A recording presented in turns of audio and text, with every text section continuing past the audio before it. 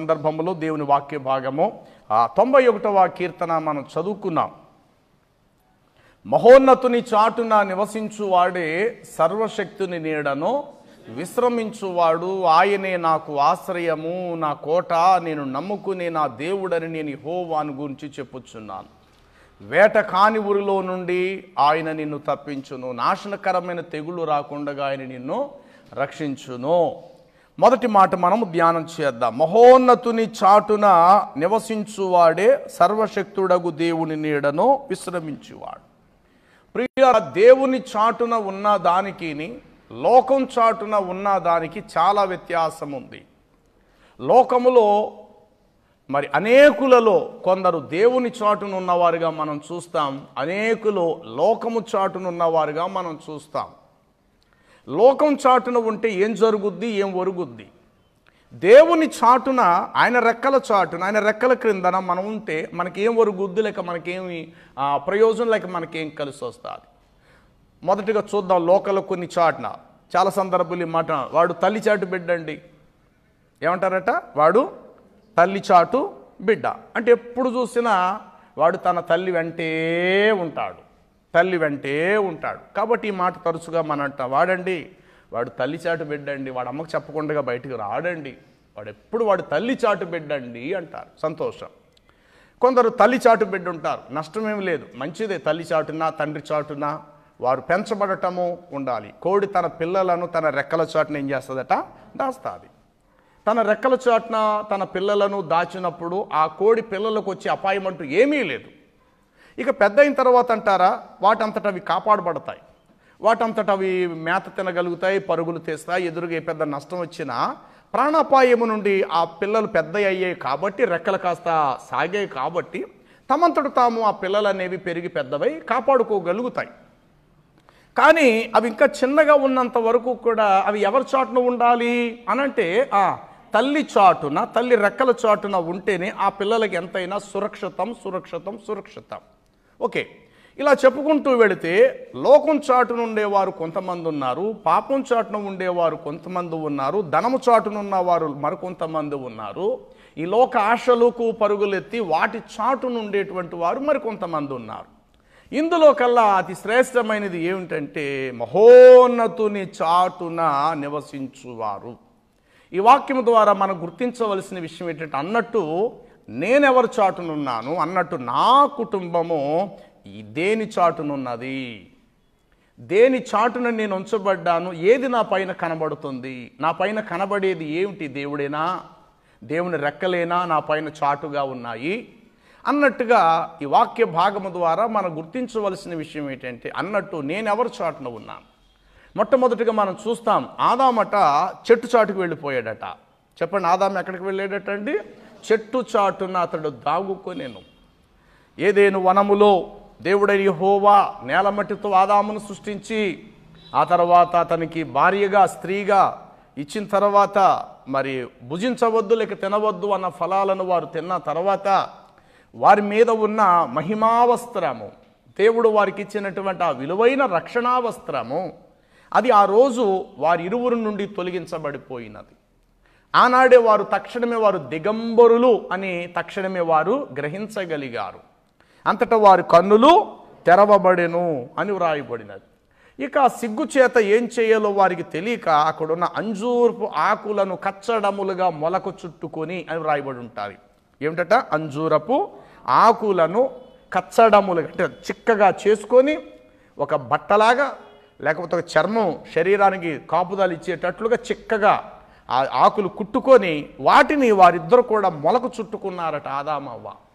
అలాగా చుట్టుకొని ఏం చేశారంటే, మరి ఆవిడొక చాటుకు వెళ్ళిపోయిందో ఈయనొక చాటుకు వెళ్ళిపోయాడు, మొత్తం మీద ఆ చెట్టు చాటుకు వెళ్ళి దాక్కోవడం జరిగినది. చల్లపూట వేళ యెహోవా ఆదామును పిలిచినప్పుడు, ఆదామా ఆదామా అని పిలిచినప్పుడు ప్రతిరోజు ఎదురుగా కనబడి ఈ పెద్ద మనిషి ఈరోజు ఎక్కడున్నాడట? చెట్టు చాటుకు వెళ్ళిపోయాడు. దేవునికి ఎదురుగా ఉన్నంత సమయము, దేవునితో ముఖాముఖిగా మాట్లాడేటువంటి దినాలన్నీ కూడా నిర్భయంతముగా ఆ తోటలో అన్ని ఫలాలు తింటూ ఉన్నారు. దేవుడు ఎక్కడ వారు నాటారో అక్కడే వారు ఉండటం మొదలుపెట్టారు. ఏనాడైతే చాటుకు వెళ్ళాడో అన్ని అర్హతలు కూడా అతడు కోల్పోయాడు. చాటుకు వెళ్ళిన క్షణములోనే నెంబర్ 1, ఈ ఫలములకి ఏది కూడా నువ్వు తినటానికి వీల్లేదనేసాడు దేవుడు. రెండవది, ఇక అసలు ఏదేను తోటలోనే నీవు ఉండటానికి వీల్లేదనేసాడు దేవుడు.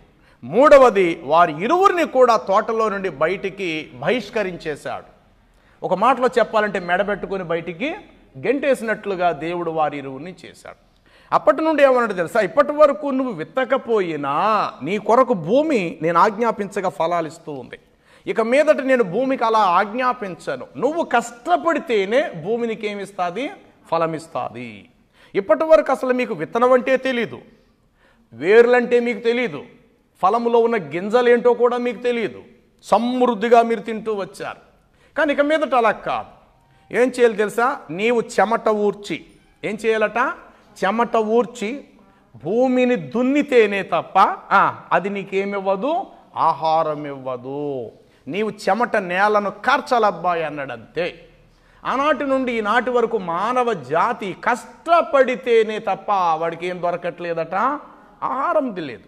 ఎవరో పూర్వీకులు తల్లిదండ్రుల ఆస్తులు బాగా సమకూర్చి ఇంటి నిండా ఆహారం ఉంచితే తినేటువంటి బిడ్డలు కొంతమంది లోకంలో ఉంటూ ఉండొచ్చు, అది వేరే విషయం, మనకు అది వద్దు. కానీ కష్టం అనే విషయం కోసం మాట్లాడదాము. నీవు కష్టపడితేనే కానీ భూమి నీకేమివ్వదు? ఫలం ఇవ్వదు అన్నాడు. నీవు చెమట ఊడ్చి నేలన వేయాలి అన్నాడు. తర్వాత ఇంకేం చెప్పాడు దేవుడు అంటే, స్త్రీతో అన్నాడు, నేను వద్దు అన్న ఫలాన్ని తిన్నందుకు నీ గర్భ వేదన మిక్కిలి నేను హెచ్చించేదను. వేదనతో నువ్వు ఈసారి నుండి ఏం చేస్తావంటే, ఇప్పటి నుండి స్టార్ట్ అయిన బిడ్డలను కనటం అనేది, అది కూడా నువ్వు ఎలా కంటావంటే వేదనతో అరుపులు అరుస్తూ, కేకలు వేస్తూ, రక్తం చిందిస్తూ, కన్నీళ్లు కారుస్తూ నువ్వు బిడ్డలను కనాలి అన్నాడు దేవుడు స్త్రీకి. వీళ్ళిద్దరిని మోసపరిచినటువంటి అపవాది ప్రవేశించిన సర్పముతో దేవుడు ఏమన్నాడు అనంటే, ఇక మీదట నుండి నువ్వేం చేస్తావంటే పొట్టతో ప్రాకుతావు. అప్పట్లో పాముకి కాళ్ళు చేతులు ఉన్నాయనే అర్థం, కాళ్ళు చేతులు దానికి ఉన్నాయనే అర్థం. ప్రతి జీవరాశికి ఉంటాయి. చిన్న చీమకు కూడా కాళ్ళు ఉంటాయి నడవటానికి. కానీ చూద్దామంటే కనబడలేనటువంటిది, చిన్న కాళ్ళు కూడా కనబడలేనిది ఎవరికి రా బాబు అంటే బారెడు సర్పానికి. సర్పము జాతిలో మరి చూస్తే కొన్ని సర్పాలకు అప్పుడప్పుడు చూస్తుంటాం, వాటికి ఏయో రెక్కలు ఉన్నట్లుగా లేకపోతే కాళ్ళు ఉన్నట్లుగా. కానీ ఇక్కడ దేవుడు చెప్పాడు ఏమంటాడంటే, ఇక మీదట నువ్వేం చేస్తావంటే పొట్టతో ప్రాకి నువ్వు బ్రతుకుతావు. బ్రతుకు దినాలన్నీ కూడా ఎవ్వరూ కూడా నీ కనీసం ఆహారం పెట్టరు. కనీసం చీమలకు కూడా ఏదో పానకమో పంచదార వేసేవాళ్ళున్నాడు. పాముకి ఎవడో కూడా ఆహారం పెట్టినాడు ఎవడో లేడు. విషపూరితమైన జంతువు అది. కాబట్టి మన్ను నాకుతో నీవు బ్రతుకుతావు, బ్రతుకు దినాలన్నీ పొట్టతో ప్రాకు ఇంత పరిస్థితి ఎప్పుడొచ్చిందో తెలుసా ప్రియులారా? అతడు దేవుని చాటున ఉండవలసిన ఆదామని ఆ పెద్ద మనిషి ఎవరి చాటుకు వెళ్ళాడటండి? చెట్టు చాటున వెళ్ళి. చూడండి 3వ అధ్యాయం ఆదికాండ 8వ వచనం అనుకుంటా మాట ఉంటుంది. చల్లపూట ఆదామును అతని భార్యయు తోటలో సంచరించున్న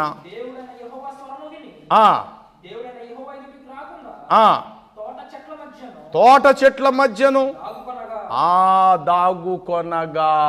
ఎక్కడ దాగుకున్నాడండి ఈ మనిషి? చెట్టు చాటున తోటలో చెట్ల మధ్య అతడు దాక్కున్నాడట. నేరుగా ప్రతిరోజు చూసేవాడు, నేరుగా ప్రతిరోజు దేవుడు స్వరం విని పెద్ద మనిషి ఇప్పుడు ఎక్కడికి వెళ్ళిపోయాడంటే చాటు స్థలానికి వెళ్ళాడు. మనం ఆలోచన చేద్దాం ఈ పగటి వేళ అన్నట్టు, మనము ఎవరి చాటున ఉన్నాము? ఎవరి చాటున మన కుటుంబాలు ఉంచబడ్డాయి? కొందరు ధనము చాటున ఉంటారు, మరికొంతమంది లోకం చాటున. వారు ఎప్పుడు లోకాన్ని ముందు పెడతారు, లోకం వెనకాతల వాళ్ళు ఉంటారన్నమాట. ఎప్పుడు లోకాన్ని ముందు పెడతారు. కొందరు ఆచారాలు చాటున ఉంటారు, ఆచారాలు ముందు పెడతారు, ఆచారాలకి వాళ్ళు వెనకాతల ఉంటారు. కొంతమంది ఎవరు పెద్ద మనుషులు అని చెప్పేసి వారికి దేవుని జీవమంటే తెలీదు, అలాంటి వాళ్ళని కులస్తులో మతస్థులో పెద్దలు అని చెప్పి వాళ్ళను ముందు పెడతారు. ఇంత ఆత్మీయంగా ఎదిగి ప్రభువాక్యం అంటే ఎరిగి కూడా ప్రార్థనాపరులై ఉండి కూడా వారు వచ్చి వెనకాతలు నిలబడతారు. లోకస్తులను తీసుకొచ్చి ఏం చేస్తారట? వారు ముందు స్థానములో పెడుతుంటారు. ప్రియులారా, ఇక్కడ మహోన్నతుని చాటుననే మాటకు అర్థం ఏంటంటే, ప్రతి విషయంలో కూడా నీవు ప్రధానంగా దేవుణ్ణి నువ్వు ముందు పెట్టు. ఎవరిని ముందు పెట్టు? నీ దేవుణ్ణి ముందు పెట్టు. దేవుడికి వెనకాతలకి వెళ్ళి నువ్వు నిలబడు. దేవుని చాటున ఉన్నావా? ప్రతి గాలి తుఫానులను కూడా నీవు ఎదుర్కోగలుగుతావు. దేవుని చాటున నీవైనా నేనైనా మనలో ఎవరమైనా దేవుని చాటుకు వెళ్ళి మనం నిలబడ్డామా, మనకు ముందు వచ్చేటువంటి ఎంత పెద్ద ప్రళయమైనా, అది ఎలాంటి ప్రతికూల పరిస్థితి అయినా ఆ ప్రభావము ఆయన మీద పడుతుంది, మన మీద కాదు. ఆయన మీద పడుతుంది. ఎందుకంటే ఆయన ముందు పెట్టుకున్నప్పుడు ఆయన అంటాడు, గొర్రెలకు ముందుగా పోవాడను నేను అన్నాడు కదండి. ఆయన గొర్రెలకు మంచి కాపరి. కాపరి అనేవాడు ఎప్పుడు కూడా ఏం చేస్తాడట, ఆయన ముందుంటాడు, ఆ గొర్రెలను తన వెనక నీడలో ఉంచుతాడు. ఎందుకు? ఒకళ్ళు ఎదురుగుంటే ఏ సింహమైన తోడేళ్ళైన మరొక మృగమైన ఒకవేళ పరుగున వస్తే గనుక ఎవరితో అది ఫైట్ చేయాలి, యుద్ధం చేయాలంటే గొర్రెలతో కాదు, గొర్రెలకును అటు మరణానికి మధ్యలో ఎవరున్నారట, మృత్యుకిని ఇటు గొర్రెలకు సింహానికి గొర్రెలకు మధ్య ఎవరున్నారు, కాపరి ఉన్నాడు. కాపరి చచ్చిపోతే అప్పుడు గొర్రెల మీద పడాలి అవి. కానీ కాపరి బ్రతుకున్నంత వరకు కూడా ఏ ఒక్క గొర్రెకు కూడా ఆయన అపాయాన్ని దరిదాపులు కూడా రానియ్యాడు. కాబట్టి ఇప్పుడు శత్రువు ఎవరితో ముందు ఫైట్ చేయాలి, యుద్ధం చేయాలి అంటే గొర్రెలతో కాదు, గొర్రెలకు అడ్డుగా ఉన్న కాపరితో యుద్ధం చేయాలి. ఆయన చచ్చిపోతే అప్పుడు ఆ సింహం లేకపోతే ఆ మృగం వచ్చి ఎవరి మీద పడాలి, గొర్రెలను అపహరించి తీసుకొని పోవాలి. అందుకే ప్రభువు అన్నాడు, ఆయనంత బలవంతుడు ఎవరూ లేరు, ఆయన మనం ముందు పెట్టుకోవాలి. ప్రతి విషయంలో కూడా ఎలాంటి పరిస్థితుల్లోనైనా ఆయన ప్రధానంగా ఆయన మనం ముందు పెట్టినప్పుడు అన్ని విషయాలు ఆలోచించుటలో ఆయనే ప్రధానము, మార్గములో నడిపించుటలో ఆయనే సురక్షితమైనటువంటి వాడు, చేపట్టుటలో బలహీనంగా మనం చేయి విడిచిపెట్టేసేవాడు కాదు, అంతము వరకు చేపట్టుకోగలుగుతాడు. అన్ని విధాలుగా సరిపడినటువంటి గొప్ప బలవంతుడు మన ప్రభు. అలాంటి ప్రభుని మనం ముందు పెట్టి ఆయనకు వెనకాతలు వచ్చి మనం నిలబడాలి. అలా నిలబడ్డామా మన జీవితాలు ఎలాంటి కార్యాలు జరుగుతాయి చూద్దాం రండి. కీర్తనల గ్రంథము, దేవుని పరిశుద్ధ గ్రంథం, 27 సంకీర్తన 5వ వచనాన్ని చదువుదాం. 27 సంకీర్తన 5వ వచనము. ఆపత్కాలములలో ఆయన తన పర్ణశాలలో నన్ను, అంటే ఆయన చాటున ఉంటే మనకేం జరుగుతుందో తెలుసా? ఆపత్కాలం. చెప్పండి, ఏం కాలం అంటే? ఆపత్కాలం. అంటే ఎన్నో ఆపదలు రావచ్చు గాక. ఆపద రావటానికి కాలంతో పని లేదు. ఆపద అనేది ఏ కాలంలోనైనా రావచ్చు. అది వర్షాకాలమా, వేసవకాలమా, చలికాలంలోనా? ఏ మరణాలు వేసవకాలంలో ఉంటాయండి, చలికాలంలో లేవండి. అబ్బాయి లేదండి, మరణాలు అనేవి చలికాలం ఉంటాయండి, శీతాకాలం లేవండి అనడానికి వీలు లేదు కదా. అలాగే జబ్బులకని, బలహీనతలకని, ఆకలి బాధలకని, సమస్యలకని, ఇబ్బందులు కాలముతో పని లేదు. ఇంట్లో ఉండగా సమస్యలు వస్తాయి, ఇంట్లో నుండి బయటికి వెళ్ళినా సమస్యలు వస్తాయి. అందరూ బయటికి వెళ్ళి చనిపోతున్నారా అంటే కాదు, ఇంట్లో కూడా చనిపోయిన వారు ఇంట్లోనూ చనిపోతున్నారు, బయట చనిపోయేవారు బయట చనిపోతున్నారు. కష్టం అనేది ఇంట్లో ఉండగా రావచ్చు, బయట ఉండగా రావచ్చు. గాయం అనేది ఎక్కడ తగలచ్చు? ఇంట్లో ఉండగా తగలదా మనకు గాయము? ఇంట్లో ఉండగానన్న గాయం తగులుతుంది, బయటికి వెళ్ళిన గాయాలు మనకి తగులుతాయి. సమస్య ఎక్కడున్నా రావచ్చు గాక, సమస్య ఎక్కడున్నా సరే రావచ్చు గాక. అయితే ఇక్కడ అంటే కదా ఆపత్కాలము అన్నాడు. ఈ ఆపత్కాలం అనేది ఎప్పుడు వస్తుంది? ఈ ఆపద అనేది ఏ కాలములోనైనా రావచ్చునుగాక. అందుకే దానికి ఆపద అనే దానికి ఒక కాలం అని పేరు పెట్టాడు, ఆపత్కాలం. మరి ఇలాంటి ఆపత్కాలములో దేవుడు ఏం చేస్తాడట? తన పర్ణశాలలో నన్ను దాచును. రెండో మాట, తన గుడారము యొక్క మాటున లేక చాటున నన్ను దాచును. ఎంత గొప్ప దేవుడు! కాబట్టి మహోన్నతుని చాటున నివసించువాడు అంటే ఆయన చాటున మనం ఉన్నామంటే ఎన్ని అపాయాలు రావచ్చుగాక నీ జీవితం మీద. అవి ఎలాంటి సుడిగుండాలైనా, ఎలాంటి పెను తుఫానులైనా, ఎలాంటి అరణ్య పరిస్థితులు, ఎలాంటి ఎడారి మార్గాలు లాంటివి రావచ్చుగాక. నువ్వెక్కడున్నావు అనంటే మహోన్నతుడైన దేవుని రెక్కల చాటునున్నావు. మోయాబు దేశము నుండి రూతట యోదయ బెత్లెహేముకు వచ్చినప్పుడు అక్కడ గొప్ప భూస్వామి అనేటువంటి జమీందారు అయినటువంటి బోయాజు ఏమన్నాడో తెలుసా? ఇశ్రాయేలు దేవుడైనా యెహోవా రెక్కల చాటున రెక్కల నీడన సురక్షితముగా ఉండునట్లుగా నీ వచ్చితివి నా కుమారి, యెహోవా నీకు తగిన బహుమానము దయచేయను. చూడండి 19వ వచనం అనుకుంటా, 2వ అధ్యాయంలో ఏమా 12వ వచనం రూతు గ్రంథము. ఇశ్రాయేలు దేవుడైన యెహోవా రెక్కల క్రింద. ఎస్ అంటే ఏమున్నది అక్కడంటే ఆయన రెక్కల క్రింద దాచబడితే మనకి ఏముంటుందట? సురక్షితము. ఏమంటే ఇప్పుడు ఎక్కడుందండి మన ప్రాణాలకి సురక్షిత? డాక్టర్లకే లేదు సురక్షిత, హాస్పిటల్స్లో లేదు సురక్షిత, ఖైదీలుగా జైల్లోకి వెళ్తున్నారు, కానీ జైల్లో చచ్చిపోతున్నారే, తెగులు వచ్చేసేసి జైల్లోనూ చచ్చిపోతున్నారు, హాస్పిటల్లోనూ చనిపోతూ ఉన్నారు. ఒక నేరం చేసిన తీసుకెళ్లి స్టేషన్లో పెట్టుకోవడం భయపడుతున్నారు. ఇప్పుడు వాస్తవానికి అన్ని తీసుకెళ్ళి స్టేషన్లో పెట్టాలి, అది ధర్మం, చట్టధర్మం. కానీ అలాగా పిక్ పాకెట్ గాడండి, దొంగతనం చేసి దొరికాడండి, తీసుకెళ్ళి 4 పాది ఎక్కడ దొంగతనం చేసేవారు బాబు, ఏం బాగుతారో బాబు, అడిగి ఏముందో ఏంటో మా స్టేషన్లో పెట్టడం అంత అవసరం అంటారా? అంటే ఒక నేరం చేసిన వాడిని స్టేషన్లో పెట్టుకోవడం కూడా భయపడుతున్నారు. ప్రియులారా, తీర్పు తీర్చడానికి జడ్జి గారు రావటం లేదు కొన్ని చోట్లట, న్యాయసభకు జడ్జి గారు రావట్లేదు. జడ్జిలకు కూడా ఆల్రెడీ కరోనా జబ్బులు వాళ్ళకు కూడా వచ్చాయి. ఎక్కడండి సురక్షితం? ఎక్కడున్నది? మహోన్నతుడైన దేవుని చాటునే నీకు నాకు ఏమిటట సురక్షితము. నీ కళ్ళ ముందు ఎన్నన్నా రానివ్వండి గాక, నీ కళ్ళ ముందు పరిస్థితులు తారుమారైపోతున్నాయి, అయినా ఎప్పుడు చచ్చిపోయాడు బాబు అని అనుకుంటుంటావు. కానీ దేవుడు నిన్ను నీ కుటుంబాన్ని అలా నిలబెడుతున్నాడు. కారణం ఏంటంటే ఆయన సన్నిధిలో నువ్వు కార్చిన కన్నీళ్ళు, ఆయన దగ్గర నువ్వు తీసుకున్న ఒడంబడిక, ఆయనతో నీకున్న సమర్పణే ఈరోజు వరకు నిన్ను నన్ను కాపాడటానికి గల కారణం. అది లేక గాలికి తిరిగేవారుగా ఉంటే గనుక మనలో ఒకరి పాటికి ఎప్పుడో వెళ్ళిపోదురు. ప్రియులారా, ఎవరికో వచ్చిన సమస్యలు మనకెందుకు రాకూడదో, మనైనా గట్టోడుమా బలవంతులమా, లేక రాకూడదు అనేటువంటి ఏమైనా ఉద్దేశం మనం ఏమైనా కలిగి ఉన్నామా, లేక ఆ పరిస్థితులు మనం చూసి భయపడుతున్నాయా? కరోనా అనేటువంటి తెగులకు కానీ సమస్యలకు కానీ మనమేమైనా బలవంతులమా అంటే కాదే. మన తోటి వారెంతో మనము కూడా అంతే.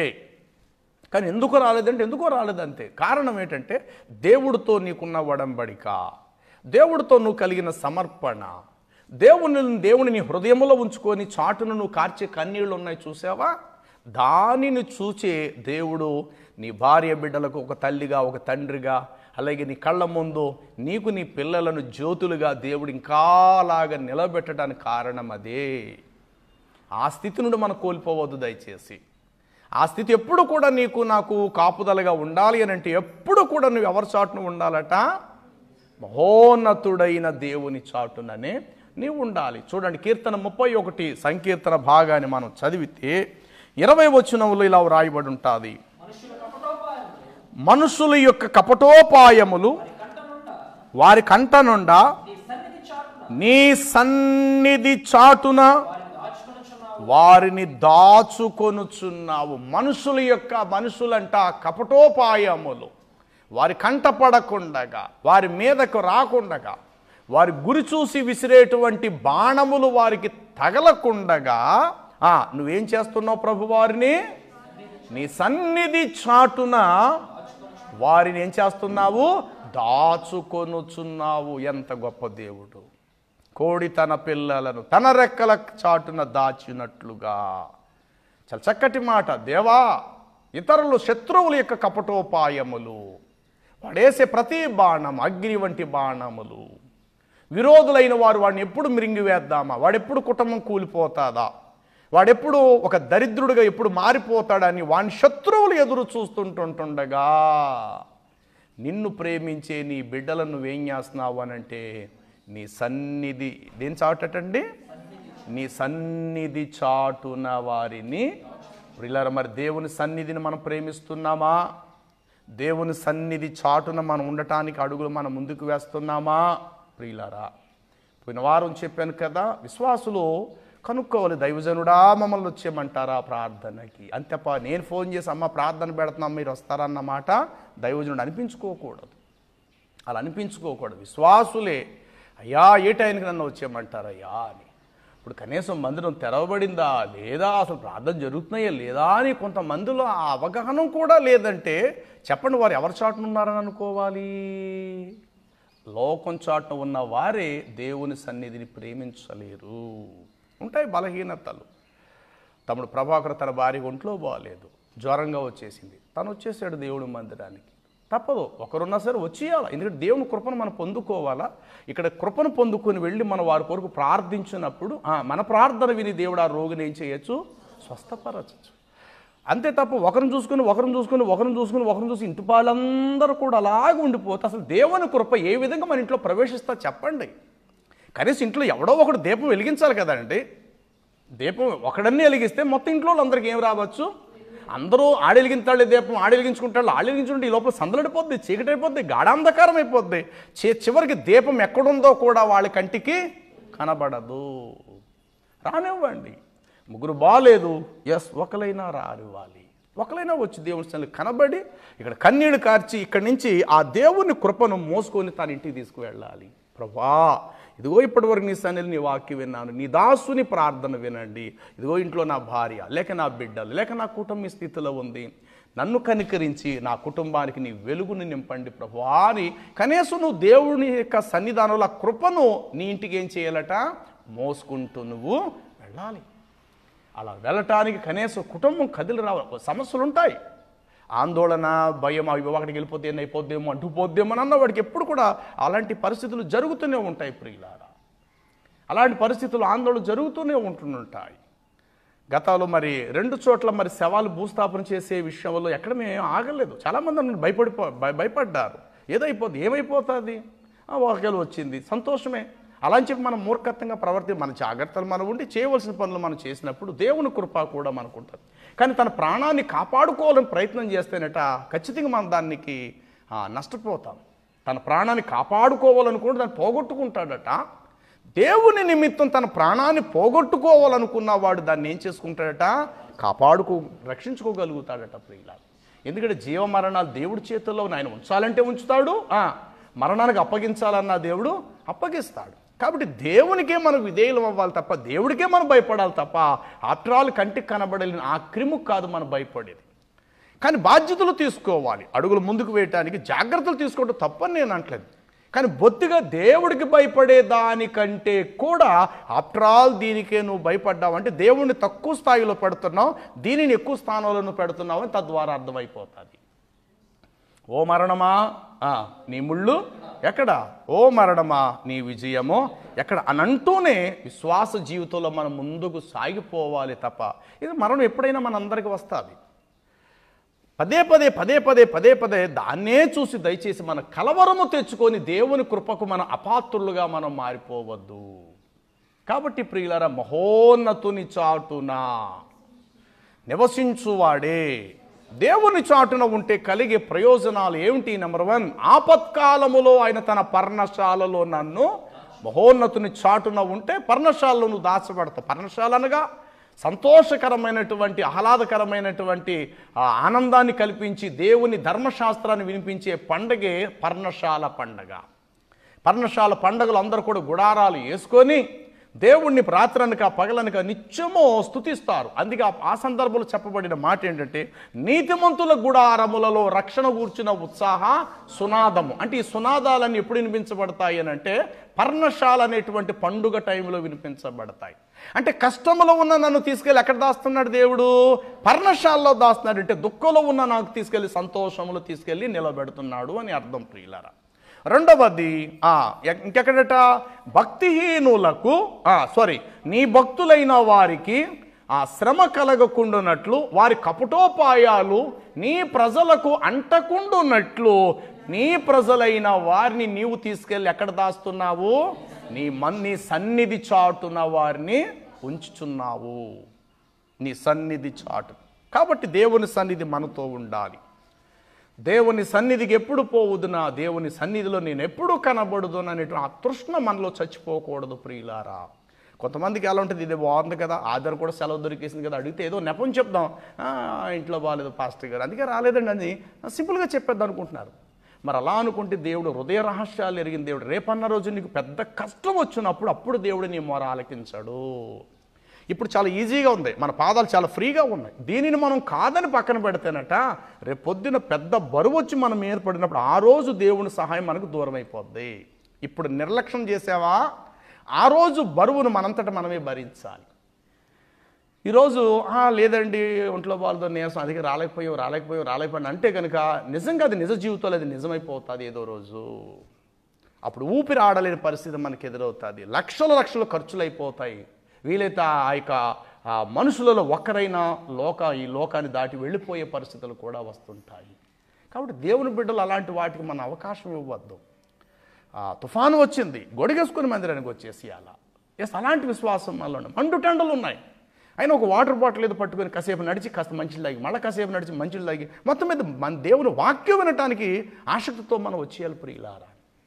ఆ ఆసక్తిని బట్టే రేపన్న రోజు నువ్వు దేవుణ్ణి ఏదైనా ఒకవేళ అడిగితే దేవుడు నీకు సహాయం చేయటానికి కూడా దేవుడు ఇష్టపడతాడు, నీ ఆసక్తిని బట్టి. నీలో ఆసక్తి లేనప్పుడు చూద్దాం లేడు బాబు, ఇవన్నీ తగ్గిన తర్వాత రేపు వచ్చే సంవత్సరం ఏం మందులు వస్తాయట కదండి బాబు, టీకాలు వేసుకుంటారు కదా, అవన్నీ అయిన తర్వాత అప్పుడు వెళ్దాల్సి నువ్వు ఉంటాయి కదా. అప్పటి వరకు నువ్వు ఉండాలి కదా, నేను ఉండాలి కదా. అలాంటి పరిస్థితి వచ్చే వరకు వాక్యం ఏం చెప్తుంది, అసలు రేపేమి సంభవించునో నీకు తెలియదు అన్నప్పుడు, ఎప్పుడో 2021లో వ్యాక్సిన్ వస్తుంది, ఏదో మెడిసిన్ వచ్చేస్తుందట కదా అంటే అప్పుడు సంగతి నీకెందుకు? ప్రజెంట్ ఏమిటి ఇప్పుడు ఆలోచించు. మన విశ్వాసంలో బలంగా ఉన్నామా, శ్రమలు వచ్చాయని మనలో మనం కలవరం పడిపోతున్నామా అనేటువంటిది మనం గుర్తించాలి. చూడండి 3వ మాట, ఆయన చాటున ఉంటే కలిగేటువంటి ప్రయోజనాలు. 119వ సంకీర్తన 114వ వచనము. నాకు మరుగు చోటు నా కేడము నీవే, నేను నీ వాక్యం మీద నిరంతరము ఆశ పెట్టుకొని ఉన్నాను. ఎంత గొప్ప మాట అండి. మరలా చదువుతారో తెల్ల మాట, నాకు మరుగు చోటు. అబ్బా ఏ చోటండి అయినా మరుగు చోటు. ఏమండి ఇప్పుడు శత్రువు తరుముతూ ఉన్నప్పుడు ప్రాణరక్షణ కాపాడుకోవాలనుకున్నాడు ఏ చాటు వెతుకుతాడండి? మరుగు చోటు. ఏదో ఒక గోడ అడ్డు, ఆ గోడ పక్కలు దాక్కుంటాడు. ఇలా ఒక శత్రువులు కత్తులెట్టుకొని చంపేద్దాం అనుకుంటే అలా పారిపోతారు. మరి వీడికి ఏది చాటు లేకపోతే శత్రువుకి వీడు ఎదురుపడిపోతాడు. ఏదో చాటు కావాలి కదా వాడు ప్రాణం కాపాడుకోవడానికి. అక్కడ శత్రువులు తరుముతున్నారు గొడ్డళ్ళు పట్టుకొని చంపేద్దాం అని. వాడు ప్రాణరక్షణ కొడుకు పరిగెడుతూ ఉన్నాడు. ఏదో ఒక చిన్న మరుగు చోటు, అది మరుగుదొడ్డే కావచ్చు, ఇంకోటే కావచ్చు, లేదా ఎవరో ఇల్లు తలుపు తెరుచున్నది, గవుక్కున ఇంట్లో దూరిపెట్టి మరుగు చాటు తలుపు దగ్గరికి వెళ్ళిపోయి దాక్కున్నాడు. శత్రువులు అటు ఇటు చూశారు, వారు ఇలా వెళ్ళిపోంటాడు అని చెప్పి పరిగెట్టుకున్నాడు. అలా పారిపోయి ఇటు నుంచి ఇలా వచ్చి బయటికి వెళ్ళి తన ప్రాణాన్ని రక్షించుకున్నాడు. కాబట్టి మరుగు చోటున నీవు నన్ను ఉంచుచున్నావు. చదువుదాం మరొకసారి ఆ మాట. నాకు మరుగు చోటు, నా కేడము మరుగు చోటు, రెండు కూడా నీవే. నేను నీ వాక్యం మీద నేనేం చేశానంటే ఆశ పెట్టుకున్నాను కాబట్టే కష్ట సమయములో ఆపత్కాలములో నీ మరుగు చాటున నీవు నన్ను ఏం చేశావు? దాచిపెట్టావు ప్రభువా. శత్రువులకు నేను కంటపడకుండునట్లు, శత్రువుల చేతికి నేను చిక్కబడకుండునట్లు నాకు మరుగు చోటు నీవే. కాబట్టి మహోన్నతుని చాటున ఉన్నవాడు మరుగు చోటు ఉంచబడిన వాడే, భద్రముగా ఉంచబడతాడు. ఏమండి నీ బంగారము బ్యాంకులో లాకర్లో ఉన్నప్పుడు నీకు ఎంత సురక్షితం అండి? శత్రువు వచ్చి పీకి మీద గత్తెట్టేప్పుడు నీ ఇంట్లో బంగారం అంత తీ అని అంటే తీసేయాడు, తాళాలు ఇచ్చాడికి. కానీ ఏమి లేదు, ఇక్కడ లేదు. ఎక్కడుంది నీ బంగారము? ఎక్కడో ఉంది. నీకు భయమేటి ఇప్పుడు? ఎందుకంటే అది మరుగు చోటునుంది, ఎక్కడో భద్రముగా ఉంచబడింది, ఎక్కడో దాచబడింది. అది ఇల్లంతా వెతికేశారు శత్రువులు. నీ దగ్గర 2 కేజీల బంగారం ఉన్న సంగతి అందరికీ తెలుసు. తేరా చూస్తే ఏమీ కనబడలే. అడిగారు, చెప్పు పీక్ మీద గారు ఎక్కడ? అయ్యా గత సంవత్సరమే తీసుకెళ్ళి నేను దాన్ని ఎప్పుడో అమ్మేసానో లేకపోతే ఎక్కడో దాచేసారే, నా ఇంట్లో ఏమీ లేదు. ఇంక చూసి ఏం చేస్తారు, వెళ్ళిపోతారు. చేతికి ఏదైనా దొరికితే చిన్న పెద్ద పావడ 10 పైసలు అన్నట్టు దొరికితే తీసుకుని వెళ్ళిపోతారు. కానీ అసలైంది ఎక్కడ ఉంచబడింది? అది పోనీ ఇంటికి దస్తావేజులు అనుకుందాం, ఖరీదైన పేపర్స్ అవి. కొన్ని 100 ఎకరాలకు భూమికి సంబంధించినటువంటి డాక్యుమెంట్స్ పేపర్స్ ఉన్నాయి. అవి దోచుకుందామని వచ్చారు. అవి కూడా ఎక్కడున్నాయి? ఎక్కడో బ్యాంకులోనే అవి భద్రంగా ఉంచబడ్డాయి. మరుగు చోటు, అది ఎవరికీ తెలియదు గాక. కాబట్టి ఇక్కడ నేను నీ వాక్యం మీద నేను ఆశ పెట్టుకున్నాను కాబట్టే ప్రభువా నీ మరుగు చాటున నీవు నన్ను దాచిపెట్టావు. 63వ కీర్తనలో కూడా ఏముందో తెలుసా? చూడండి 7వ వచనము, 63వ కీర్తన 7వ వచనం. నీవు నాకు సహాయకుడు అయుంటివి, నీ రెక్కల చాటున నేను శరణజోచి ఉత్సాహధ్వని చేసేదను. నా ప్రాణము నిన్ను అంటి వెంబడించెను, నీ కుడి చెయ్యి నన్ను ఆదుకొనుచున్నది. నా ప్రాణము నశింపవలనని వారు దానిని వెతుకుచూ ఉన్నారు. ప్రభువా నన్ను వెతుకుచున్నారు, వాడి ప్రాణం తీసేద్దామని. సమస్యలు నా మీదకి తరుముకుంటూ వస్తున్నాయి. అయితే నేనేం చేశాను? నీ రెక్కల చాటున నేను శరణజోచి ఉన్నాను. ఎవరు చాటున? నీ రెక్కల చాటున, మహోన్నతుని చాటున. అంటే దేవుని చాటున, మహోన్నతుని చాటున ఉంటే ఆయన రెక్కలు మనకు ఆశ్రయం. ఆయన చాటున ఉన్నావా, నేను పర్ణశాలలో దాస్తాడు. ఆయన చాటున ఉన్నావా, తన మందిరము చాటు నిన్ను దాసిన వాడితో సమానం. ఆయన చాటున నీవు ఉన్నావా, మూడో మాట ఏంటంట, నీవు నాకు కేడముగా ఉన్నావు. ఎక్కడ దాస్తున్నావట ఆయన? మనం చదువుకున్న ఇందాక కీర్తనల గ్రంథము 119, 114. మరుగు చాటున. చెప్పండి ఎక్కడటండి?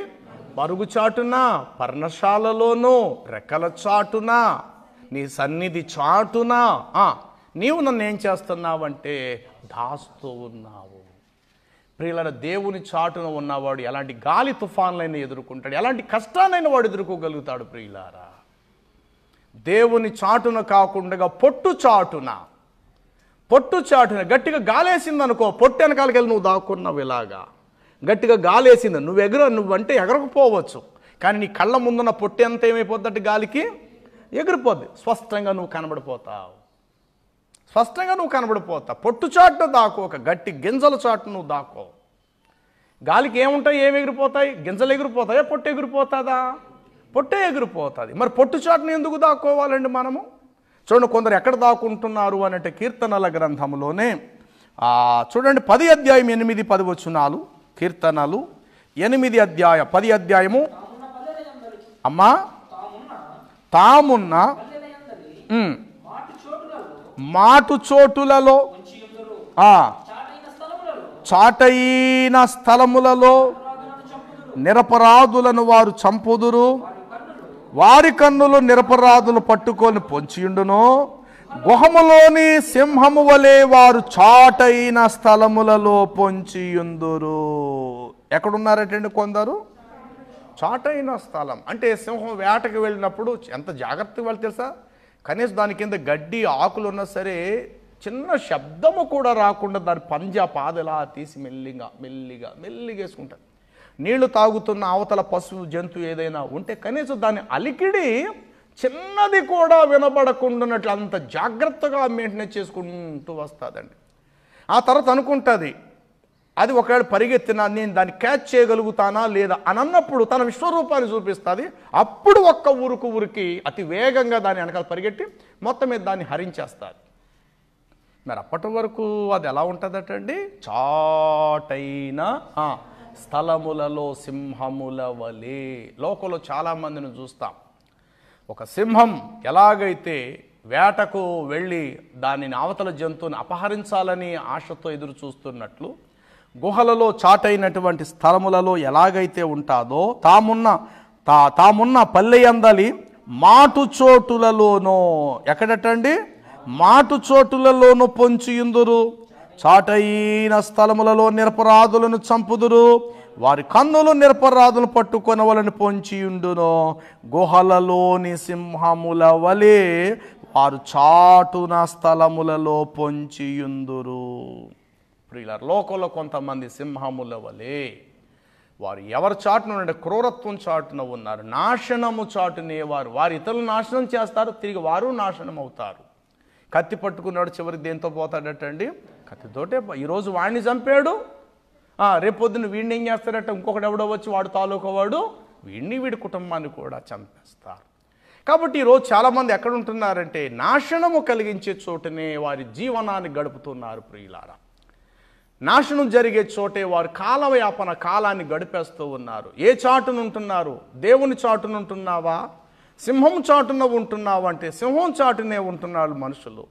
ఆ సింహం ముందు నడుస్తూ ఒకసారి వెనక్కి తిరిగి చూసి ఆకలేసినానికి ఈయనే పట్టుకుని వెళ్ళిపోద్దు. ప్రియులారా, ఏమంటే సర్కాసులో ఎంత జాగ్రత్తగా సింహాన్ని మెయింటైన్ చేస్తే మాత్రం ఆకలేస్తే ఏం చేసి వదిలేస్తుందండి? టయానికి ఫుడ్ పెట్టాలి, దానికి ఆ టయాన్ని దాన్ని పెట్టాలా? లేదంటే దానికి ప్రతిరోజు మేత పెట్టేవాడిని కూడా ఏం చేయొచ్చట? చంపేయచ్చు. అలాగే కొంతమంది పాలు పోసి పావును ఏం చేస్తారట? పెంచుతారట. జాగ్రత్తగా బుట్టలో దాస్తారు. ఏదో రోజు దానికి ఆకలేయో మరి ఏవయ్యో ఒకసారి ఆ పైన బుట్ట పై భాగాన్ని తెంచుకొని పైన లేసి అలాగ గడప చాటు నుండి అలాగే వీళ్ళ కాళ్ళు చాటు నుండి వెళ్ళి కాలు అడ్డొచ్చిందని టాక్ మన కాటు మీద కాటు వేస్తుంది అంతే.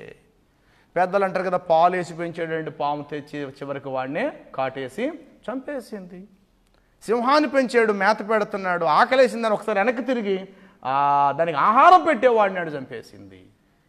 అలాగే నాడు కొంతమంది ఎక్కడున్నారంటే మరణపు చాటున ఉంటున్నారటండి. చూడండి, మేము అబద్ధములు మాయగా చేసుకున్న మాయ క్రింద మేము దాగి ఉన్నాం, ఉపద్రవం మా మీదకు వచ్చినప్పుడు అది మా మీదకు రాదు అని చెప్పేసేసట కొంతమంది అనుకుంటారట. చూడండి 28 యెషయా గ్రంథము 14-15 వచనాన్ని చదువుదాము. 28 మేము మరణముతో నిబంధన చేసుకున్నాము, పాతాళముతో ఏకమైపోయాము.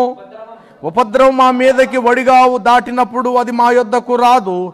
అబద్ధములను మేము ఆశ్రయముగా చేసుకున్న మాయ క్రింద దాగి ఉన్నాం. ఎక్కడ దాగారటండి వీళ్ళు? మాయ కిందట. ఎంత దుర్మార్గత! మేము మాయ కింద అంటే మా జీవితాలు మాయా మాయా మాయా మాయా, మాటలు మాయా, క్రియలు మాయా, నడవడిక మాయా. మాయ క్రిందే మేము దాగున్న మా పైన మాయను పెట్టుకున్నాం. ఆ మాట అంటే చెడ్డ అసహాయకరమైన పదం, అది మాయా. బిడ్డను కనేటప్పుడు మొదట పడేది మాయ అంటారు కదండి. కాబట్టి ఆ మాయ చాటున మేము ఉంచబడ్డ లోపల దాక్కున్నాం కాబట్టి మాకు ఏ అపాయం రాదని చాలామంది అనుకుంటారటండి. సింహం చాటున కొందరు, మరణము చాటున కొందరు, మరి కొంతమంది దేని చాటునట్టండి? మాయ చాటున. చెప్పండి, ఎవరు చాటునట్టండి? మరి అందులో కొందరు మాత్రమే దేవుని చాటు ఉండే రూతు లాంటి బిడ్డలు మాత్రమే ఆయన రెక్కల చాటున దాచబడటానికి వస్తుంటారు ప్రియులారా. కొందరు మాత్రమే ఆయన రెక్కల కింద ఉంటారు. ఆయన రెక్కల చాటున ఉన్నవాడు ఎలాంటి తుఫానులు రానివ్వండి గాక, ఎలాంటి సుడిగుండాలు ఎదురవ్వనివ్వండి గాక, ఎలాంటి ఆర్థిక పరిస్థితులు వారి జీవితాల మీద, వారి కుటుంబాల మీదకి రానివ్వండి గాక, ఎలాంటి మరణపాయల పరిస్థితులు వారి జీవితాల బ్రతుకుల మీదకి రానివ్వండి గాక, దేవుడు తృణమాత్రములు దేవుడు కాపాడటానికి దేవుడు సమర్థుడు. ఎందుకంటే నువ్వు ఎవరి చాటున ఉన్నావు? మహోన్నతుడైన దేవుని చాటున ఉన్నావు. కనుబట్టి తుఫానులు, సుడిగుండాలు, ఆపత్కాలాలు మొదలగు ఎన్ని నీ జీవితంలో సంభవించినా ఆయన తన రెక్కల కింద నిన్ను దాస్తాడు. ఆయన రెక్కల కింద నీకు ఆరోగ్యము కలుగును. నువ్వు ఎంత దూరం ప్రయాణం చేయగాక మధ్యలో ఎక్కడ కూడా నీ ప్రయాణము ఆగిపోదు. నీ గమ్యాన్ని దేవుడు ముగించి వేయడు. ప్రారంభించిన చోటు నుండి ముగించుకొని మరలా ప్రారంభించిన చోటుకి దేవుడు నేను సురక్షితంగా నేను నడిపించే సమర్థుడు నీ దేవుడు. ఎందుకని? ఆయన రెక్కల చాటున నీవు ఉంచబడ్డావు. కోడి తన పిల్లలు తన రెక్కల కింద ఉన్నంత వరకు కూడా ఆ పిల్లలకు వచ్చే నష్టం ఎప్పుడు కూడా లేదుగాక. పెద్ద అవుతాయి. పెద్ద అవ్వటం అనే మాటకు అర్థం ఏంటంటే విశ్వాసములో, భక్తిలో, ఆత్మీయతలో, ప్రార్థనా జీవితంలో ఎదగటం. అలా ఎదిగిన తర్వాత నువ్వు ఎదుర్కోగలుగుతావు. అప్పుడు నీకు తెలుస్తుంది వాక్యం ద్వారా ఎలా జయించాలి శత్రువుని, సమస్యలను ఎలా ఎదుర్కోవాలి. సమస్యలు రావని కాదు, ఎప్పుడు కూడా సమస్యలు వచ్చినప్పుడు మూట కట్టి ఇతరుల దగ్గర మనం చెప్పద్దు. రానివ్వండి, అలాంటి పరిస్థితులు రానివ్వండి. గప్చిప్ ఒక మూలను వెళ్ళి ప్రార్థన చేయి అంతే. అది నీ బిడ్డకైనా, నీకైనా, నీ భర్తకైనా, మరెవరికైనా వచ్చినా సమస్యలు రావని కాదు. ఆ సమస్యలు వచ్చినప్పుడు నీ చేతిలో ఆకాశం వైపు దేవుడు వైపు, ప్రభువా నీ స్థితిలో నన్ను కనికరించు ప్రభువా అని చెప్పేసి చాటున నువ్వు ప్రార్థన చేయనప్పుడు ఆ రహస్యబంధు చూచు దేవుడు నీకు ప్రతిఫలం ఇచ్చినట్లు నువ్వు ఎక్కడికి వెళ్ళాలి? ఇప్పుడు మహోన్నతుని చాటునకు నీవు వెళ్ళిపోవాలి. దేవుని రెక్కల క్రిందకు నువ్వు చొచ్చుకుపోవాలి. ఆయన రెక్కల క్రింద ఉండి నీ చేతులు ఆయన వైపు ఎత్తి ప్రార్థన చేయి. అపాయకరమైన స్థితిలో నుండి, మరణపాయములో నుండి, బంధకముల నుండి కూడా దేవుడు నిన్ను తప్పించటానికి దేవుడు సమర్థుడు. దేవుని చాటున నువ్వు లేకుండగా లోకం చాటున ఉన్నావా? లోకములో సింహం ఏం చేస్తున్నట? తిరుగులాడుచున్నది.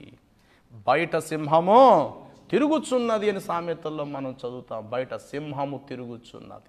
అది ఏ టయానికైనా అపహరించేయచ్చుగాక. కాబట్టి దేవుని బిడ్డలో ఉన్న ఈ పరిస్థితిని బట్టి మనం ఎవరి చాటులోకి రావాలటండి? తల్లి చాటున బిడ్డ అని అప్పుడప్పుడు మనం అంటాం. బైబిల్ మనం చూస్తాం, యాకోబు తల్లి చాటు బిడ్డే. తల్లి వెనకాతలే ఉండేవాడు. తల్లి వెనకాతలే తల్లి చాటు బిడ్డ, తండ్రి చాటు బిడ్డ. తప్పులేదు. తల్లి చాటున పెంచబడిన, తండ్రి చాటున ఉన్న తల్లిదండ్రులు ఎప్పుడు తన బిడ్డలకు హాని చేయాలని ఏ తల్లిదండ్రులు కోరుకోరు. కానీ అది విడిచిపెట్టేసి కొంతమంది స్నేహితులు చాటున, ఎక్కడటండి? స్నేహితుల చాటు. స్నేహితుల చాటున ఉంటే ఏం చేస్తారు? నీ దగ్గర డబ్బున్నంత వరకు వాడు తినేస్తారు. తండ్రి చాటున ఉన్న ఈ పిల్లవాడు ఇప్పుడు ఎక్కడికి వెళ్ళాడటండి? డబ్బు సంచి చేతితో పట్టుకునేవాడు స్నేహితుల చాటుకు వెళ్ళిపోయాడు. చిన్న కుమారుడు ఎక్కడికి వెళ్ళాడట? నిన్నటి వరకు తండ్రి చాటున పెంచబడ్డాడు వాడు. తండ్రి చాటును ఉండవలసినటువంటి వీడు డబ్బు సంచి రావడంతో కాలు ఎగరేసిన అంతటే ఆ వత్తాది లేడనుకున్నాడు, నా అంత మొనగాడు లేడనుకున్నాడు. అంతే వెళ్ళడంతో వాడికి ఎదురొచ్చిన వాళ్ళంతా కూడా ఎవరంటే నష్టపరిచేవారే వాడికి ఎదురొచ్చారు, పాడు చేసేవాళ్ళే వాడికి ఎదురు పడ్డారు, వాడి దగ్గరది ఆర్తకర్పూరలో బూడిద చేసేవాళ్ళే వాడికి ఎదురు పడ్డారు. అంతే, చాప్టర్ క్లోజ్. వాడి దగ్గర అంత అయిపోయింది, సంచి ఖాళీ అయిపోయిందట ప్రియులారా. స్నేహితులు చాటున ఉన్నాడు, పందులు చాటున ఉన్నాడాడు. ఎవరు చాటున ఉన్నాడండి? పందులు చాటున ఉన్నాడు, కరువు చాటున కూడా ఉన్నాడు. వాడు ఏమొచ్చేసిందట, వాడు వెళ్ళిన దేశానికి కరువు వచ్చి పడిపోయింది. కరువు చాటున ఉన్నాడు, నాశనము చాటు ఉన్నాడు. వేశ్యలతో వాడి ఆస్తిని ఏం చేశాను, పాడు చేశాను అని వ్రాయబడినది. వేశ్యలు చాటు ఉన్నాడు, తర్వాత ఆ స్నేహితులు చాటు ఉన్నాడు, పాడు చేసే చోట వాడు చాటుగా ఉన్నాడు. ఏమంటే ఇప్పుడు వాడు అక్కడికి వెళ్తే నేను బాగుపడ్డాడండి, ఇంట్లో ఉన్న దానికి ఇప్పుడు బయటికి వెళ్ళి విదేశాలు వెళ్ళి బాగుపడ్డాడండి, గొప్ప పనోడు అయ్యాడండి, వాడి చేతి కింద ఎంతోమంది పనులు 10 మందికి వాడు అన్నం పెడుతున్నాడండి అని అనుకోవడానికి ఏమైనా ఉన్నది? ఏమీ లేదు ప్రియులారా, అంతా పాడు చేశాడు. మరి చిన్న కుమారుడు ఇంట్లోంచి వెళ్ళి పాడయ్యాడు. అలాంటి చిన్న కుమారుడే యోసేపు, తన ఇంటి తండ్రి ఇంట్లోంచి వెళ్ళి ఏమయ్యేటటువంటి వాడు యోసేపు బాగుపడ్డాడు. యోసేపు నిజంగా వెళ్ళిపోలేదు గాక, వాడిని బలవంతం చేసి పంపించారు. కాబట్టి ఇక్కడ ఏ దేవుని చాటున ఉన్నాడో యోసేపు అన్నవాడు ఐగుప్తు దేశంలోకి వెళ్ళిన తర్వాత కూడా అదే దేవుని చాటున అతడు ఉంచబడ్డాడు ప్రియులారా. ఎన్ని అపాయాలు, ఎన్ని మరణాల నుండి యోసేపు దేవుడు తప్పించుతూ వచ్చాడు ప్రియులారా. కారణము దేవుని చాటును అతడు ఎప్పటికీ కోల్పోలేదండి. చిన్న కుమారుడు ఇంట్లోంచి వెళ్ళాడు, ఆస్తంతా పాడు చేసుకున్నాడు, దరిద్రుడిగా వచ్చాడు. కానీ యోసేపు ఎక్కడైతే ఉన్నాడో తన తండ్రిని తన దగ్గరికి రప్పించుకోగలిగాడు. నానా వచ్చి నా ఇంట్లో నువ్వు తిన్నానా, అన్నయ్యలారా మీరు అందరు రండి రా, వదుల్లో అందరు రండి, పిల్లలు అందరు రండి నా దగ్గర తినడండి. 70 మంది వెళ్ళారట ప్రియులారా యోసేపు దగ్గరికి. కరువు రోజుల్లో అసలు ఒక మెతుకు ఒక మనిషికి దొరకలేని రోజుల్లో యోసేపును బట్టి ఎంతమంది కడుపు నిండా అన్నం దొరికిందటండి వాళ్ళకి. 70 మంది కడుపు నిండా భోంచేశారు. ముసలివాడైన తండ్రి, కళ్ళు కనబడతలేని యాకోబు, అతని అన్నగారులు, చిన్నవాడైనటువంటి బెన్యామీను, అందరికి పెళ్ళిళ్ళు అయిపోయినాయి, భార్యలు వచ్చేసారు, పిల్లలు కూడా పుట్టేశారు. మొత్తం కలిపి 70 మంది కరువు దినాలలో 7 సంవత్సరాలు ప్రియులారా. ఎన్ని సంవత్సరాలు ఏంటండి? కరువు దినాలలో సమృద్ధిగా వారు తినగలిగారు. చూసారా? కాబట్టి యోసేపు దేవుని చాటున ఉన్నాడు కాబట్టి అతని కొమ్మ విస్తారంగా పెరిగి రెమ్మల వరకు పైపైకి వ్యాపిస్తూ వచ్చినది. మరి చిన్న కుమారుడు తండ్రి చాటున ఉండవలసిన వాడు వేశ్యల చాటుకు వెళ్ళాడు, స్నేహితుల చాటుకు వెళ్ళాడు, ధనము చాటుకు వెళ్ళాడు. ధనాన్ని నమ్ముకున్నాడు, ధనవాన్ని పాడు చేసేసింది. ధనము చాటుకు వెళ్ళాడు, స్నేహితుల చాటుకు వెళ్ళాడు, ఆఖరి పందులు తిన్న పొట్టు తినడానికి పందుల చాటుకి వెళ్ళాడు, కరువు చాటుకి వెళ్ళాడు. అన్ని కొలాప్స్, నాశనం అయిపోయాడు. మరలా ఎవరి చాటుకు రావాలనుకుని వచ్చేటటువంటి వాడు మళ్ళీ తండ్రి చాటుకే రావాలనుకుని వచ్చాడు. తండ్రి, పరలోకమునకు విరోధముగా నీ ఎదుట నేను పాపము చేసి తిని కనుక నీ కుమారుడు అనిపించుకున్నటకు నేను యోగ్యుడను కాను, కావున నీ ఇంటి కూలివానిలో ఒకనిగా నన్ను ఉంచుము. నీ ఇంట్లో పని చేసేవాళ్ళు ఉన్నారో అలాగే నేను వచ్చి నీ ఇంట్లో పని చేసుకుంటా. అందరికీ ముద్ద పెట్టినట్టు నాకు ముద్ద పెట్టు, కానీ నన్ను కొడుగ్గా నువ్వు చూడక్కర్లేదు, నన్ను కొడుగ్గా నువ్వు అనుకోక ఒక కూలివాడిగా మాత్రం నీ ఇంట్లో నన్ను చేర్చుకొని నీ ఇంట్లో పనిచేసే కూలి వాళ్ళందరూ కడుపు నిండా అన్నం దొరుకుతున్నట్టు ఒక ముద్ద పెట్టు అంటే ఆ మాటకి తండ్రి కన్నీళ్ళు కార్చేశాడు. ఇదేంట్రా, నా కడుపును పుట్టి నిన్ను కూలివాడిగా పెట్టుకోవడం ఏంట్రా, నా కొడుకు కాదా నువ్వు? ఎంత పాడైతే మాత్రం, ఎంత చెడిపోతే మాత్రం, ఎంత నాశనం అయిపోతే మాత్రం ఎంతైనా నీవు నా కొడుకువే అని చెప్పట. ఇంటి వాళ్ళందరికీ గొప్ప విందు ఏర్పాటు చేశాడట ఆ తండ్రి. బంధువులందరినీ పిలిచేసి అన్నట్టు, ఇదిగో చనిపోయిన నా కుమారుడు బ్రతికొచ్చాడు, తప్పిపోయిన నా కుమారుడు తిరిగి నాకు దొరికాడు. కాబట్టి తండ్రిగా నేను సంతోషిస్తున్న ఈ సంతోషంలో నాతో పాటు మీరందరూ సంతోషించండి అని చెప్పేసి ఆ ఇంట గొప్ప కొవ్విన దూడను వధించి ఇంటి వారందరికీ, ఆ ఊళ్ళో వాళ్ళందరూ కడుపు నిండా భోజనం పెట్టాడట ఆ తండ్రి. కారణం ఏంటంటే తండ్రిలో ఉన్న ప్రేమ మాత్రం చచ్చిపోలేదు ప్రియులారా. ఎల్లినోడు ఎలాగా వెళ్ళాడు, కానీ పాడైతే పాడయ్యాడు. మరలా ఎవరి చాటును రావాలనుకుని వచ్చేటట వాడు తండ్రి చాటుకే రావాలనుకొచ్చాడు. కాబట్టి తండ్రి చాటున పెంచబడిన బిడ్డ, తల్లి చాటున పెంచబడ్డ బిడ్డ ఎప్పుడు పాడైపోరు ప్రియులారా. ఏ తల్లిదండ్రులు చూస్తుండగా బిడ్డలను పాడు చేయడానికి ఎవరు ఇష్టపడరు. వాళ్ళు చెడిపోయినా తమ బిడ్డలు బాగుండాలని ప్రతి తల్లిదండ్రులు కోరుకుంటారు. కానీ కొంతమంది తల్లి చాటున కాక, తండ్రి చాటున కాక, దేవుని చాటున కాకుండా కేవలం దుష్టత్వం చాటున, పాపపు చాటున వారు జీవనాన్ని గడుపుతుంటుంటారు. చూడండి, అదే కీర్తనల గ్రంథం 17వ అధ్యాయాన్ని మనం చదివితే 12వ వచనంలో ఇలా వ్రాయబడి ఉంటుంది. కీర్తనల గ్రంథము 17వ అధ్యాయము, వారు చీల్చుటకును ఆతృతపడు సింహము వలె చాటైన స్థలములలో పొంచు కొదమ సింహము వలె వారు ఉన్నారు. ప్రభువా, ఎక్కడున్నారటండి కొందరు? ఎవరు చాటున్నారటండి? వారు చీల్చుటకును ఆతృతపడు సింహము వలె చాటైన స్థలములలో వారు పొంచి కొదమ సింహము వలె ఉన్నారు. కాబట్టి ఇప్పుడు ఎక్కడున్నాం? మన అపాయకరము కలిగించే చోట ఉంటున్నామా? అక్కడైనా మన కాలం గడిపేది? సమృద్ధిని ఇవ్వగలిగి, సహాయము చేయగలిగే దేవుని రెక్కల చాటున మన కుటుంబాలు ఉంటున్నాయా? ఇది మనం గుర్తించాలి. కష్ట దినాలలో, ఈ ప్రతికూల పరిస్థితులు అసలు మనం ఎక్కడ గడుపుతున్నాం? మన అడుగులు ఎక్కడ పడుతున్నాయి? ఎవరి మధ్య మనం కాలం గడుపుతుంటున్నాము? రానివ్వండి, చుట్టూరు మరణాలు ఉండనివ్వండి గాక. ఆ మరణపు లోయలోనే దేవుడు యెహెజ్కేలుని ఎండిపోయిన ఎముకల మధ్య ఉంచినట్లు దేవుడిని కుటుంబాన్ని ఉంచాడేమో. భయపడక. ఎటు చూసినా మరణాలు, అటు చూస్తే ఆ ఇంట్లో మరణం, ఇటు చూస్తే ఇంట్లో మరణం, అటు చూస్తే ఆ ఇంట్లో రోగి, ఇటు చూస్తే ఆడ రోగి. నువ్వు భయపడిపోబాక, కలవరపడిపోబాక, ఆందోళన చెంది గుండె బలహీనత పరుచుకొని నువ్వు నిరాశకు గురి కాగా అయిపోవద్దు. దయచేసి చుట్టూరు మరణాలే ఉండనివ్వండి గాక. శవాలను దాటుకుంటూ వచ్చిన పరిస్థితులే నీ కళ్ళ ముందు ఉండనివ్వండి గాక. దేవుని కృప నీతో ఉన్నదన్న సంగతి నీవు మర్చిపోవద్దు. ఎవరింటికి ఎలాంటి పరిస్థితులు రానివ్వండి, నువ్వేం కలవరపడవద్దు. నువ్వు ఆయన చాటునున్నావు అంతే చాలు. లేమిలో కూడా నేను పోషించే దేవుడు. ఏ పనికి వెళ్తలేదు, ఏ కడుపు దేవుడు కూడెడతలేదా మనకి? అలా అని చెప్పేసి మనమేనా బలహీనం అయిపోయి కృంగిపోయి తల గోడకేసుకొని కొట్టేసేసుకొని అయ్యో నాకు లేదు బాబోయ్ అని చెప్పి ఎవరి దగ్గరికి వెళ్ళిన అడుక్కొని తినే స్థితిలో దేవుడు మనల్ని ఉంచాడంటే ఆ స్థితి ఇంకా మనకు రాలేదు. సంతోషం.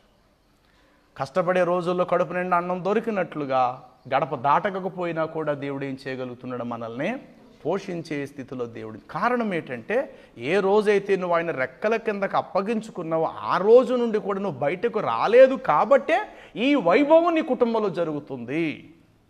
ఈ కార్యాలు నీ జీవితాల్లో, నీ కుటుంబంలో ఎదురవుతున్నాయి. ఉదయం చక్కగా వేడివేడిగా టిఫిన్ తింటున్నావు రోజుకొకటిగా, అలాగే మధ్యాహ్న భోజనం, రాత్రి భోజనము. నువ్వు బయట కష్టపడటానికి, చెమటోర్చడానికి వెళ్ళిన రోజుల్లో నువ్వు పోషించబడినట్లు ఈరోజు కూడా నువ్వు పోషించబడుతున్నావు. దేవుడు నమ్మదగిన వాడు. ప్రియులారా, తన బిడ్డలు ఎన్నడూ కూడా ఆయన ఆకలి గొననీయడు. సింహం పిల్లలైన ఆకలితో ఉండిన 1000 రూపాయలు రోజు సంపాదించినప్పుడు అదే తిండి తిన్నావు. ఒకవేళ 100 రూపాయల రోజంతా నువ్వు కష్టపడినా ఈరోజు కూడా దేవుడు అదే ఆహారాన్ని దేవుడు నీకు అందించేలాగే చేశాడు. కారణం ఏంటంటే ఏనాడైతే నువ్వు ఆయన రెక్కల చాటున, మహోన్నతుని చాటున నివసించటానికి నువ్వు వచ్చేసావో ఆ రోజు నుండి కూడా దేవుడు నీ యందు కృప చూపుతున్నాడు. కాకపోతే ఆ కృపకు మనం అపాత్రులం అవునట్లు ఆయన రెక్కల చాటు నుండి తొలగిపోవద్దు. దయచేసి చెప్పండి, ఆయన రెక్కల చాటు నుండి ఏం కావద్దు? మనము ఆయన రెక్కల చాటు నుండి ఇంకేం చేయాలి? ఆయన లోపలికి మనం ప్రవేశించాలి. చెప్పండి. మొదట ఆయన చేతి కింద అలా అలా అలా అలా అలా అలా అలా అలా అలా వెళుతూ పూర్తిగా ఆయన హృదయాంతరంగములోకి మనం ప్రవేశించేయాలన్నమాట. అంతప్ప ఇక్కడి నుంచి ఇక్కడ దాకెళ్ళి మళ్ళీ వెనక రావద్దు. దయచేసి ఆయన రెక్కల కిందకి మనం ఇక్కడ నుంచి ఇక్కడ స్టార్ట్ చేసాం, లోకంలో ఇక్కడ ఉన్నాం, ఇక్కడి నుంచి మనం ఇలాగ వెళ్ళాం, ఇలాగ వెళ్ళి ఇక్కడ దాకా వచ్చాం, మోచేదాకా. మళ్ళీ మెల్లిగా వెనక్కి వచ్చేయడం మనం ప్రయత్నం చేయొద్దు. ఇక్కడి నుంచి ఇక్కడ దాకా వెళ్ళాం, ఇంకొంచెం వెళదాం. తీరా వెళ్ళేసరికి ఇంకా పూర్తి ఎక్కడ ఉంటామట? ఆయన లోపల హృదయాంతరంగంలోకి మనం ప్రవేశించాలి. ఇది దేవుడు కోరుకుంటున్నాడు ప్రియులారా. కాబట్టి కొందరు లోకం చాటున, కొందరు మాయ చాటున, కొందరు అబద్ధములు చాటున, కొందరు చెట్టు చాటున, ఆదాము వలె చెట్టు చాటున, కొందరు పాపము చాటున, మరి కొంతమంది మరుగు చోటులో సింహముల వలె చాటైన స్థలములలో వారు పొంచి ఉందరు, వారి దంతములు శూలములు అమ్ములు అని చెప్పి మరో చోట వ్రాయబడినది. చూసారా? కాబట్టి ఇలాంటి పరిస్థితుల్లో అసలు మనం ఎవరి చాటునున్నాం అనేది మనం గుర్తిద్దాం. ఏ చాటున మనం నివసిస్తున్నాం? మన చాటున ఉంచబడిన రెక్కలు ఎవరి ఉన్నాయి? ఎవరి రెక్కల కింద మనం ఉన్నాం? చూడండి, కొరింథీయులకు రాసిన పత్రికల అపోస్తలుడైన పౌలు 7వ అధ్యాయం మనం చదివితే, మొదటి కొరింథీ పత్రిక 31 వచనములో, ఈ లోకాన్ని అనుభవించువారు ఇంకా అమితముగా వారు అనుభవింపకుండునట్లు ఉండవలయును. ఎందుకంటే ఈ లోకపు నటన గతించుచు ఉన్నది. కాబట్టి చూడండి, ఇక్కడ అంటాడు కదా, ఈ లోకమును అనుభవించేవారు కొందరు లోకం చాటున ఉంటారట. చెప్పండి, ఎవరు చాటున ఉంటారట అండి? ఎప్పుడు లోకాన్నే ముందు పెడతారు, లోకాన్నే ముందు పెడతారు, లోకాన్నే ముందు పెడతారు. ఈ రోజు వెళ్తుంటే అదేనండి చూద్దామండి, గంటల పంచాంగం ఒకసారి చూసండి, మా పెద్దోళ్ళని ఒకసారి అడిగండి, అదేనండి రేపు వారం ఏంటో ఒకసారి మా పెద్దవారిని అడిగండి. ఎవడా పెద్దోడు? ఎవడు చెప్తాడు రేపటి కోసం? ఏం చెప్తాడు? ఎన్ని రోజులు వర్షం వచ్చింది, ఎవడు ఆపేశాడు ఆ వర్షాన్ని? ఆడి గంటల పంచాంగం ఏం చేసి పెడుతుంది? రావాల్సిన వర్షాన్ని ఎవడాపుతాడు? రావాల్సిన మరణాలను ఎవడాపుతాడు? లేదండి మా వాళ్ళని అడుగుతామండి, అసలు ఈ నెలలో ఏ ముహూర్తాలని కనుక్కోవాలి కదా, మా పెద్దోళ్ళని ముందు పెడతామండి. ఇలాగ కొంతమంది ఏం చేస్తారంటే లోకానికి వాళ్ళు వెళ్ళి వెనకాల దాక్కుంటారు, లోకాన్ని తీసుకొచ్చి ఏం చేస్తారట వాళ్ళు ముందు స్థానంలో పెడుతుంటారు. వాక్యం చెప్తున్న తెలియలేనంత కాలం లోకం చాటున బతికేవు, లోకం ఏది చెప్తే అదే చేసావు. లేచావు కదా, నెత్తి మీద నీళ్లు చల్లుకో, ఇదిగో నువ్వు అది చేయి, ఇది చేయి, అలా చేయి, ఇలా చేయి, అన్ని రకాల దరిద్రం అంతా చేసి పెట్టావు గతంలో. ఇప్పుడు అలాంటి ఏమీ లేవు. నీ ప్రాణాన్ని రక్షించిన దేవుడు. ప్రార్థన చేసుకొని వెళ్ళు, ప్రార్థన చేసుకొని వచ్చే ఇంటికి క్షేమంగా. ఏ అపాయమునకు నీవు గురికావు, ఎందుకంటే నువ్వు ఆయన ప్రేమిస్తున్నావు, ఆయన ఆజ్ఞలను గైకుంటున్నావు, ఆయన కృపకు పాత్రుడుగా పాత్రురాలుగా నువ్వు ఉంచబడ్డావు. కాబట్టి నిన్ను ముట్టువాడు నా కనుపాపను ముట్టువాడుతో సమానం అన్నాడు దేవుడు. నిన్ను కాపాడు యెహోవా, కునుకడు నిద్రపోడు. రానివ్వండి, చుట్టూ ఎన్ని మరణాలు రానివ్వండి, ఎన్ని పరిస్థితులు, బేభత్సం కలిగే పరిస్థితులు నీ కళ్ళ ముందు ఎదురవనివ్వండి, ఆఖరికి మరణ పరిస్థితి నీ దాకా కూడా రానివ్వండి, కానీ దేవుడు నీ తలలో వెంట్రుకను కూడా నేలను రాలనియ్యడు. ఎందుకంటే ఏనాడైతే ఆయన చాటున ఉండటానికి నువ్వు ఇష్టపడ్డావో ఆనాటి నుండి కూడా దేవుని కృప నీతో ఉంది. ఒక విషయం, దేవునికి మనం చాటయ్యామా, చాటుగా మన దేవుని చాటును కాకుండా ఆ దేవునికి దూరంగా ఉన్నామా, ఒకానొక రోజట దేవుడు కూడా మనకు చాటైపోతాడు. దేవుడు మనకు కనపడ్డాం. ఇర్మియా గ్రంథము 13వ అధ్యాయము 17వ వచనాన్ని మనం చదివితే అక్కడ అంటాడు కదా, మీ గర్వమును బట్టి అయినను మీరు ఇంకనూ నా మాట వినకపోతే మీ గర్వమును బట్టి నేను చాటున ఏడ్చెదను. కింద వచ్చున్నాము,